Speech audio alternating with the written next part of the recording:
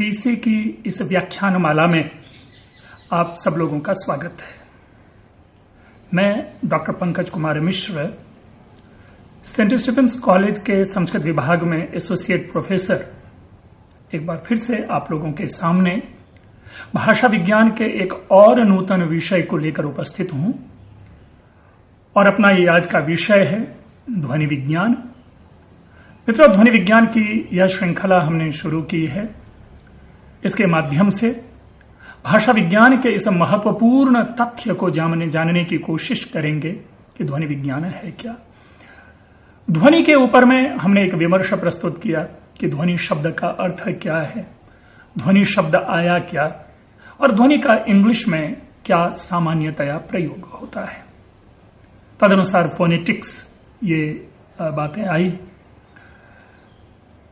ध्वनि के क्षेत्र क्या है, ध्वनि विज्ञान के अंतर्गत जिन विषयों का विमर्श किया गया है उन विषयों को हमने जाना और तदनुसार हमने यह जानने का प्रयास किया कि ध्वनि के अंतर्गत ध्वनि शिक्षा, ध्वनि की परिभाषा, वाद्यंत्र, भाषा की विभिन्न ध्वनियां, ध्वनियों का वर्गीकरण, ध्वनियों की उत्पत्ति, ध्वनियों का श्रवण, ध्वनियों का मनन आदि, ये सारे कुछ जो बिंदु हैं उनको आपके सामने प्रस्तुत किया। यद्यपि हमारे आगामी व्याख्यान में इन्हीं विषयों पर विमर्श होगा, लेकिन अभी हम सविशेष ध्वनि की उपयोगिता के ऊपर चर्चा कर रहे हैं। जैसा कि पीछे हमने चर्चा की थी कि ध्वनि के कुछ ऐसे उपयोगी तत्व हैं कि यदि ध्वनि ना हो तो भाषा ही ना बने, क्योंकि ध्वनि जो है वो एक तरह से जो मानव कंठ है उनसे निश्रित जो वाग ध्वनियां होती है वह ध्वनि है। या ध्वनि को हमने यह भी कहा कि दो वस्तुओं के टूटने से और दो वस्तुओं के जुड़ने से, टक्कर से एक जो हमें कान में जो आने वाले जो स्वर हैं, जो कान में आने वाली कुछ तरंगे हैं, उसी को हम ध्वनि कहते हैं। ध्वनि के लिए एक जानना यह स्पष्ट है कि ध्वनि में एक स्पष्टता होती है। स्पष्टता से तात्पर्य है कि ध्वनि ही हमारे कान को पूरी तरह से, ध्वनि ही हमारे कान में प्रविष्ट होते हैं। अर्थात मानवेतर मनुष्य, एक मनुष्य जब के सामने कोई दूसरी घटना घटती है, उस घटना से जो उत्पन्न होने वाली जो ध्वनियां है वही कर्णग्राह्य होती है।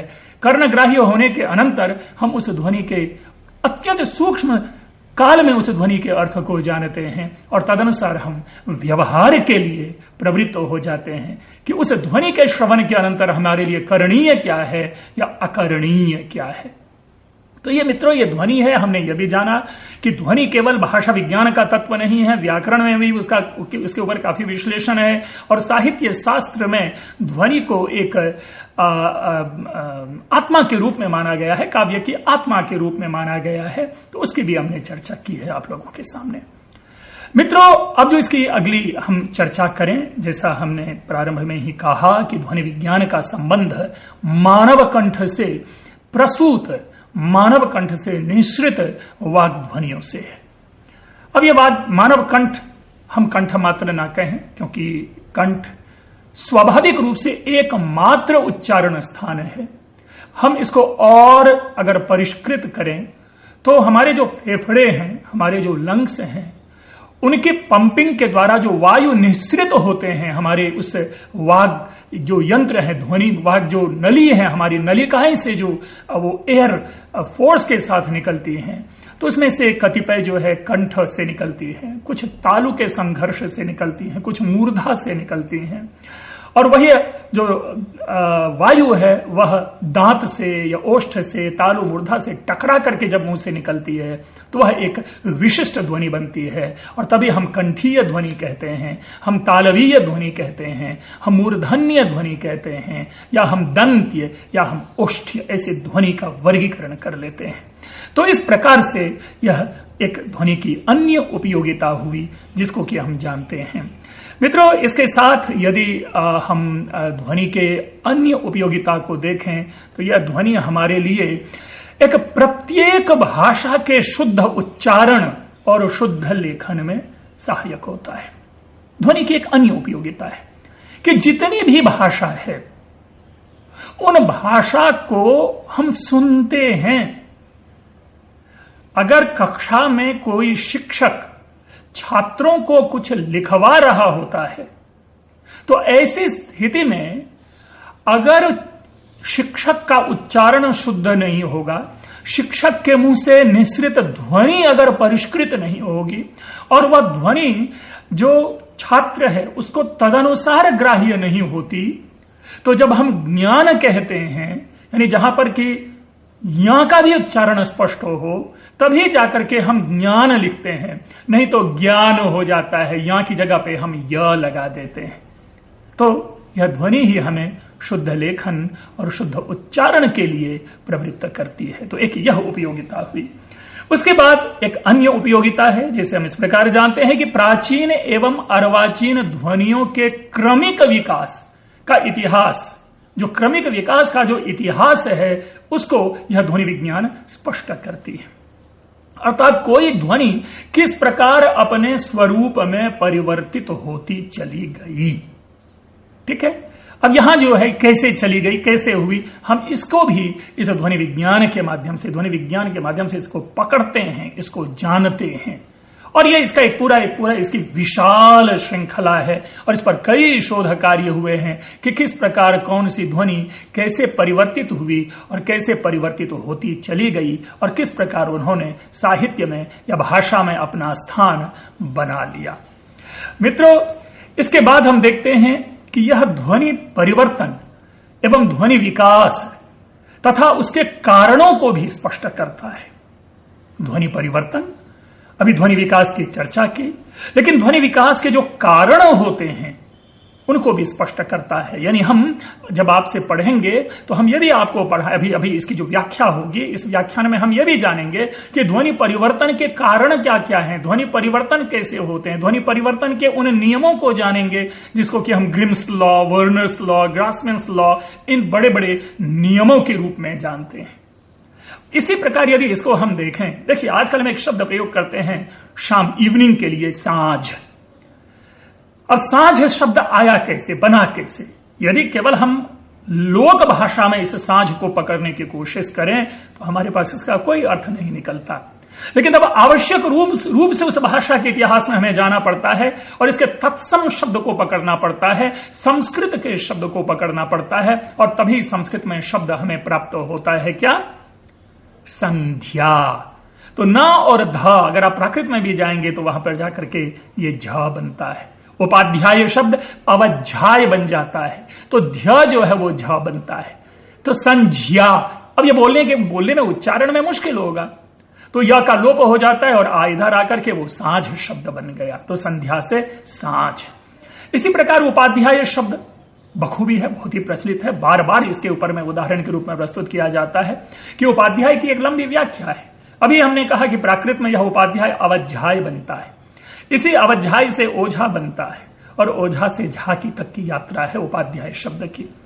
तो झा शब्द को पकड़कर इस झा शब्द के हम इतिहास में जाते हैं और तदनुसार हम उस वैदिक काल में प्रविष्ट हो जाते हैं जबकि उपाध्याय शब्द का प्रयोग होता था। तो झा शब्द का इतिहास हमें वहां से मिलता है। मिश्र शब्द है, मिसिर जी, मिसिर शब्द प्रयोग में आता है। मिसिर को आप लेते चलते चले जाएंगे मिश्र, और तब जाकर के हम कालिदासीय नाटकों में, भास के नाटकों में या अन्य नाटकों में पाते हैं कि आर्य मिश्रान विज्ञापयामी। तो ये जो शब्द है कि अचानक हम मिसिर शब्द से उस इतिहास में चले जाते हैं। अन्य कतिपय ढेर सारे शब्द हैं, ये तो चूंकि इस व्याख्यान में उदाहरण से हमें उन्हें प्रकट करना होता है। शब्द है विकट। अब विकट शब्द कैसे बना? ये विकृत से बना। हाथ शब्द, यह हाथ शब्द कैसे बना? हस्त से, स्त का थ होता है और तदनुसार अपने उच्चारण सौविध्य की दृष्टि से उस हथ को हम हाथ और हत्था, ये जो शब्द है ये बन पड़ा, चल पड़ा। तो ये एक विशाल, जैसा हमने कहा कि न केवल शब्द के परिवर्तन, ध्वनि के परिवर्तन, न केवल उस ध्वनि के विकास, बल्कि उस ध्वनि के हम कारण को भी, उस विकास या उसके इतिहास को भी हम जानते हैं। जैसा भी हमने उपाध्याय शब्द को वैदिक के साथ जोड़ा और मिश्र शब्द को हमने कालिदासीय नाटक या भास के नाटकों से हमने यहां पर उपस्थित किया। इसके साथ ही हम ये भी देखते हैं कि जो विभिन्न भाषा के जो शब्द होते हैं, जो विभिन्न भाषा है, उन भाषा के जो पारस्परिक संबंध है, जो एक म्यूचुअल हम एक रिलेशनशिप बिटवीन दोज लैंग्वेजेस हम पाते हैं, उसको भी यह ध्वनि विज्ञान ही स्पष्ट करता है। अब उदाहरण लीजिए, जैसे हम लोग संस्कृत में शब्द लेते हैं तीन के लिए, त्रिमुनि शब्द पढ़ा होगा। अब त्रिमुनि शब्द देखिए, जो भी कोई समझने वाला होगा वो आसानी से सहज रूप से समझ लेगा कि त्रि जो है ये थ्री, इंग्लिश का जो थ्री है, सामीप्य देखिए कितना नजदीक है, दो भाषा के इंग्लिश और हिंदी के पारस्परिक संबंध को बता रहा है। पितृ, वैसे पितृ की व्याख्या दो प्रकार से की जाती है, एक फादर शब्द से भी, एक पिटर शब्द से भी, और दोनों पर यह पितृ शब्द समीचीन है, क्योंकि इंग्लिश में फादर का मतलब पिता है और पिटर का मतलब भी पिता है। मातृ मदर, भ्रातृ ब्रदर, और गो, देखिए गो शब्द कितना शानदार है, काव, COW। ये अलग बात है कि काव हम इंग्लिश का प्रोनाउंसिएशन, इंग्लिश के ध्वनि के अनुसार हम उच्चारण में ला रहे हैं, but at the same time here it is quite clear कि अगर COW को हम को कहें, अगर एक कल्पना में केवल लाइए कि COW को, और यही को जो है, यही जो गो है, गो से को, और को जो है इंग्लिश में जाकर के वह काव बनता है। मित्रों, इसी तरह शब्द बार बार मैंने आप लोगों के सामने उपस्थित किया है, वह शब्द है अच्छ जल, स्वच्छ जल। अच्छ जल, अच्छ यानी पवित्र, शुद्ध, बिना मिश्रण रहित, और उसी जल से भगवान की हम पूजा करते हैं, अर्चना करते हैं, अच्छ जल। और यही अच्छा जल बन जाता है लोक भाषा में अच्छी जल। और यही अच्छी जल जब लंबी यात्रा करते हैं और जब हमें हमारा अज्ञान अगर प्रबल हो उठता है तो हम उस अच्छी जल को अच्छिंजल कह बैठते हैं। अस्तु, ये तो लोक प्रभाव है, लेकिन शब्दों की यात्रा हम पकड़ लेते हैं, हम उस शब्द का इतिहास जान लेते हैं और उस शब्द के परिवर्तन की, विकास की सारी दशाओं को, सारी अवस्थाओं को हम समझ लेते हैं। इसी तरह जो मानवीय प्रगति हुई या मानवीय जो अवनति हुई, हम उसको भी देख लेते हैं इन्हीं ध्वनियों से। शब्द में इन्हीं प्रकार की ध्वनि, कैसे ध्वनि अपने को संकुचित करती है और कैसे यही ध्वनि अपने को विकसित करती है और बढ़ाती है, फैलाती है। उदाहरण देखिए, चतुर्वेदी, एक पवित्र शब्द, एक पवित्र उपाधि, एक पवित्र उपनाम चतुर्वेदी। 4 वेदों के जो ज्ञाता होते थे उनको चतुर्वेदी कहा जाता था। और वही चतुर्वेदी आज सिमट करके लोक परंपरा में, लोक भाषा में क्या बन गया? चौबे। इसी तरह द्विवेदी, दुबे। और बंगाल की कुछ उपाधि है, बांग्ला भाषा की कुछ उपाधियां हैं, आप उन पर भी दृष्टिपात कर लें। मुखोपाध्याय, बंद्योपाध्याय, चट्टोपाध्याय। इसके पीछे कारण है कि ये इतनी लंबी ध्वनि है, इतनी ध्वनियों का इतना अधिक संग्रह है इसमें कि आम व्यक्ति को बोलने में कठिनाई होती है, उसे सद्य बोल पाना बहुत मुश्किल है। बंद्योपाध्याय या वंद्योपाध्याय, वंद्य उपाध्याय, देखिए वो उपाध्याय, वो गुरु, वो शिक्षक जो वंद्य हैं, ठीक है, वो है वंद्योपाध्याय। कितना सुंदर, एक प्रगति परक। इसी तरह आप मुखर्जी को लीजिए, सॉरी, जो मुखोपाध्याय है इसको पकड़ें, मुख ही है उपाध्याय, यानी उपाध्याय की वाणी ही जहां हमारे लिए सब कुछ है। इसी तो ये जो चीजें हैं, अब तो वो आकर के क्या परिवर्तित हो जाती है, मुखोपाध्याय आज मुखर्जी बन गया, चट्टोपाध्याय चैटर्जी बन गया, और वंद्योपाध्याय बनर्जी बन गया। तो ये इससे क्या हुआ कि जो हमने कहा ना कि मानवीय विकास की प्रगति, मानवीय विकास की अवनति, उस ध्वनि से ही, उस भाषाई ध्वनि से ही हम समझ पाते हैं और तब उस विश्लेषण तक पहुंचते हैं और पहुंचने का प्रयास करते हैं। मित्रों, इसके बाद एक और देखें कि इसके द्वारा किसी प्राचीन भाषा की ध्वनियों के उच्चारण को भी स्पष्टतया समझा जा सकता है। आज यद्यपि शब्द अपने विकृत रूप में प्राप्त होने लगे हैं, जैसा भी पीछे हमने उदाहरण दिया, चाहे वो सांझ हो, चाहे वो झा हो, हमने उसके साथ एक पॉजिटिव वेव यह लिया कि हम इसके द्वारा विकास को समझते हैं, हम कारणों को समझते हैं। लेकिन इसके साथ हम एक और नई जानकारी दे रहे हैं कि इस ध्वनि विज्ञान की उपयोगिता क्या है कि इस ध्वनि विज्ञान के द्वारा किसी भी प्राचीन भाषा की ध्वनियों के उच्चारण को स्पष्टतया जाना जा सकता है, जाना जाता है या जाना जाता है। कैसे? अब जरा सोचिए, जो कई सारी हमारी लौकिक ध्वनियां जो हैं वो प्रबल हो गई और वेद की ध्वनियां विलुप्त हो गई। कई वैदिक ध्वनियां विलुप्त हो गई, खास करके जो जिह्वामूलीय हैं और उपध्मानीय हैं, ये दोनों तो विलुप्त ही हो गई है सामान्य लोक व्यवहार में। हाँ, वेदोच्चारण जब होगा, उपनिषदीय पाठ जब है, तब उस समय इन ध्वनियों को हम जरूर पाते हैं, लेकिन लोक में वह ध्वनि नहीं रह गई। तो ऐसे ध्वनियों को हम लोक में जब पाते हैं तो उसके माध्यम से हम प्राचीन वैदिक ध्वनियों के माध्यम से जानते हैं और वेद की उन ध्वनियों को, जो ध्वनियां कदाचित आज विलुप्त हो गई हैं, उन ध्वनियों को पुनः स्थापित करते हैं। अवेस्ता की हम देखें, हमारे साहित्य में हिंदू शब्द का प्रयोग नहीं है, प्राचीन साहित्य में हिंदू शब्द का प्रयोग नहीं है, लेकिन फिर भी भारत को हिंदू राष्ट्र कह दिया गया। हिंदू के नाम, हिंदू से एक नूतन धर्म की स्थापना कर दी गई कि हिंदू धर्म, जिसे हम सनातन धर्म कहते थे, उनके लिए एक नया नाम पड़ गया हिंदू धर्म। लेकिन मूल यहां विश्लेषण का विषय क्या है कि यह हिंदू शब्द आया कहां से? हमारे यहां तो यह शब्द है नहीं, तो ये मूल कहां से आया? तो अब यही देखिए, जैसा अवेस्ता के क्रम में जब हम लोग अवेस्ता को पढ़ रहे थे तो उस समय हमने बताया था कि अवेस्ता में जो स है उसका उच्चारण ह हो जाता है और असुर शब्द वहां पर अहुर इसीलिए जाकर के बन जाता है, असुर शब्द अहुर। क्लियर? अब आइए, शब्द है कि वही जो ईरानियन हैं, जो अवेस्ता के अध्येता हैं, जो अवेस्ता के वक्ता हैं, जो अवेस्ता के ज्ञाता हैं, वे जब सिंधु प्रदेश से अवगत होते हैं तो स्वाभाविक है कि सिंधु को वह सिंधु तो नहीं ही बोलेगा, असम को असम तो नहीं ही बोलेगा, यह तो स्पष्ट है। तो ऐसे में क्या होगा? जो उनकी अपनी ध्वनि है वो ध्वनि वहां पर आएगी और वही स जो है सिंधु हिंदू बन जाता है।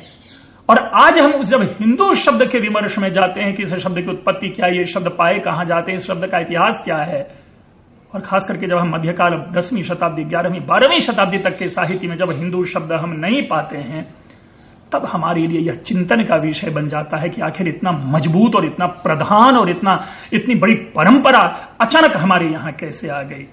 तब जाकर के हम विश्लेषण करते हैं और रूट में जाने की कोशिश करते हैं और तब हम कहते हैं कि यह उस विदेशी भाषा का प्रभाव है। तो जैसा हमने कहा कि हम उस विदेशी भाषा की भी ध्वनियों को, उस विदेशी भाषा के भी उच्चारण को इस ध्वनि विज्ञान के अंतर्गत जानते हैं, उनको सुरक्षित कर पाते हैं, उनको संरक्षित कर पाते हैं। तो ये एक अन्य जो है ये उपयोगिता ध्वनि की।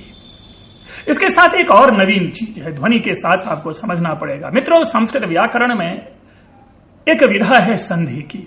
संधि के ढेर सारे नियम हैं जो आप लोग सभी जानते हैं, स्वर संधि, व्यंजन संधि और विसर्ग संधि के अंतर्गत व्याकरण के माध्यम से जानते होंगे।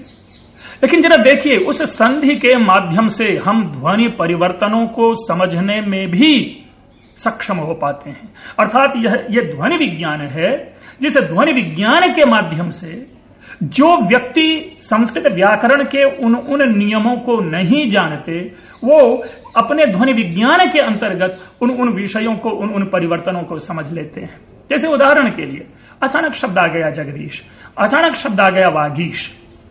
अब जो सामान्य आदमी है वो उतना विमर्श नहीं करता इस पर, लेकिन एक बात वो जरूर जानने की कोशिश करता है कि वही मूल शब्द तो जगत है, त हलंत, और ये जगदीश हो रहा है।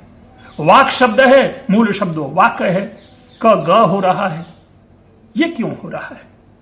तब उनकी दृष्टि जाती है कि हाँ, ये जो प्रवृत्ति है कि जो वर्ग है, जो स्पर्श वर्ण है, जैसे कवर्ग है, चवर्ग है, टवर्ग है, तवर्ग है, पवर्ग है, कुचुटू तुपु जिसे कहते हैं, उन सब की जो प्रथम ध्वनियां हैं, प्रथम ध्वनि है, वो तृतीय ध्वनि में परिवर्तित हो रही है। और तभी ये अजंत बन रहा है, तभी ये वागीश बन रहा है, तभी ये जगदीश बन रहा है, तभी यह अब्ज बन रहा है। और तब जाकर के हम इस ध्वनि परिवर्तन को समझ पाते हैं, ओ कि जो प्रथम वर्ण जो है यह तृतीय वर्ण में परिवर्तित हो रहा है। इसी प्रकार चाहे तल्लीन हो, तल्लय हो, अब ये क्या होता है? जगल लक्षण शब्द हो, जहल लक्षणा हो, अजहल लक्षणा हो, जहद अजहल लक्षणा हो, ये डुप्लीकेशन ऑफ ल क्यों? तो ऐसी स्थिति में तब हम देखते हैं कि भाई जो लक्षण शब्द है या लीन शब्द है या तल्लय का जो लय शब्द है, इससे पूर्व कौन सा वर्ण आ रहा है? तो वो वर्ण तो हमें दिखाई पड़ रहा है तत्, अर्थात जो त है या जो द है या जो तवर्ग है, अगर ला से पूर्व रहता है तो वो अपने को ला में कन्वर्ट कर रहा है। तो ध्वनि परिवर्तन को इस तरह से हम समझ लेते हैं यहां पर। दूसरे शब्दों में ध्वनि विज्ञान भाषाई प्रयोग से ध्वनि परिवर्तन के उन कारणों को तार्किक दृष्टि से हमारे सामने उपस्थित करता है और उसकी व्याख्या करता है। तो यह ध्वनि विज्ञान है। लेकिन इसके साथ एक उस पहली बताई गई बातों को हमें नहीं भूलना है। जब हमने आपके सामने प्रस्तुत किया था कि हम डिनाई नहीं कर सकते व्याकरण को, क्योंकि व्याकरण अगर हम भाषा विज्ञान में न लें तो शायद भाषा विज्ञान अधूरा रह जाएगा। इसलिए भाषा विज्ञान का जो पूरक है वह पूरक और कुछ नहीं, वह केवल और केवल व्याकरण है, केवल और केवल ग्रामर है। खास करके संस्कृत में बिना संस्कृत व्याकरण के भाषा की उस पूर्णता की हम व्याख्या कर ही नहीं सकते। अब जब ये सारी इतनी उपयोगिता हुई, लेकिन मित्रों जब हम आप विमर्श करते हैं तो ये हमें जान लेना चाहिए कि उपयोगिता केवल इतनी मात्र नहीं होती, या हो सकती है। आप भी सक्षम है, अन्य विद्वान भी सक्षम है, भाषा के अन्य विशेषज्ञ सक्षम है कि ध्वनि विज्ञान की और क्या क्या उपयोगिता हो सकती है उनको आपके सामने प्रस्तुत करने में।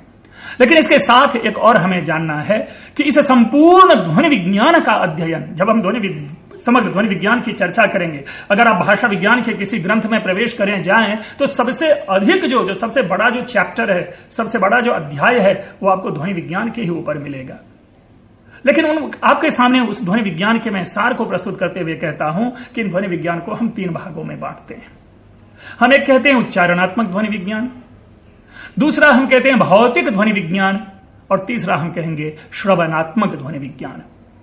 उच्चारणात्मक ध्वनि विज्ञान से तात्पर्य वही है, पुनः पुनः ये चर्चा होगी, ये पुनरावृत्ति हो रही है कि जिसमें कि हम उनके स्वरूप तथा उच्चारण प्रक्रिया का विश्लेषण पढ़ेंगे। वो उच्चारण विज्ञान है, नाम से ही स्पष्ट है। परेशानी होती है भौतिक ध्वनि विज्ञान को जानने में। ये भौतिक ध्वनि विज्ञान क्या है? तो हमारे वाग यंत्र से निश्रित सभी प्रकार की ध्वनियों के गुणों का जहां विश्लेषण होता है, हम उसे भौतिक, यानी भौतिक ध्वनि विज्ञान में हमारे सामने वह वर्ण और वह ध्वनि जो है वो प्रत्यक्ष रूप में उपस्थित रहता है। हम उसे अनुमान या उसे हम कल्पना में नहीं लाते, वो प्रत्यक्ष रूप में हमारे सामने उपस्थित है कि अगर क है तो क का क्या विश्लेषण होगा, क की क्या व्याख्या होगी, क के क्या गुण हैं, उन सारी चीजों को हम वहां पर जानते हैं और समझते हैं। आखिर में है श्रवणात्मक ध्वनि विज्ञान। श्रवणात्मक ध्वनि विज्ञान से तात्पर्य है कि भाषा के सूक्ष्मतम अंतरों का प्रत्यक्षीकरण। जो भाषा है, उन भाषाओं का जो सूक्ष्मतम अंतर है, छोटे छोटे अंतर, हम उनको प्रत्यक्ष करते हैं अपने कानों के माध्यम से। यही है श्रवणात्मक, क्योंकि एक ही शब्द को बोलने वाले कई लोग होते हैं और हर लोग, अलग अलग प्रदेश के लोग एक ही शब्द का उच्चारण अन्य भिन्न भिन्न प्रकार से करता है। लेकिन भिन्न भिन्न प्रकार से उच्चरित एक ही शब्द का सूक्ष्मतम विश्लेषण यह ध्वनि विज्ञान करता है और उन सबको एक पुटक में, एक कैटेगरी में हमारे सामने समुपस्थापित करता है। तो मित्रों, ये भाषा विज्ञान में ध्वनि विज्ञान की उपयोगिता थी। आगे के व्याख्यान में ध्वनि विज्ञान से संबद्ध अन्य कतिपय अन्य और भी महत्वपूर्ण विषय होंगे जिनका हम विश्लेषण करेंगे।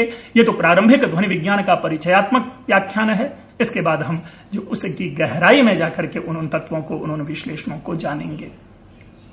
जाने से पूर्व मैं एक बार पुनः आप सब लोगों के लिए, सबके दुखों के निवारण के लिए मैं इस कल्पना के साथ कि सर्वे भवन्तु सुखिनः, सर्वे सन्तु निरामयाः, सर्वे भद्राणि पश्यन्तु, मां कश्चित् दुख भाग भवेत्, इस कामना के साथ आप लोगों के प्रति अपनी कृतज्ञता मैं ज्ञापित करता हूं कि आप लोगों ने ध्यान से सुना। आप लोग अपनी प्रतिक्रिया दें ताकि इस व्याख्यान को और सुंदर और सहज बनाया जा सके। आप लोगों का बहुत बहुत धन्यवाद।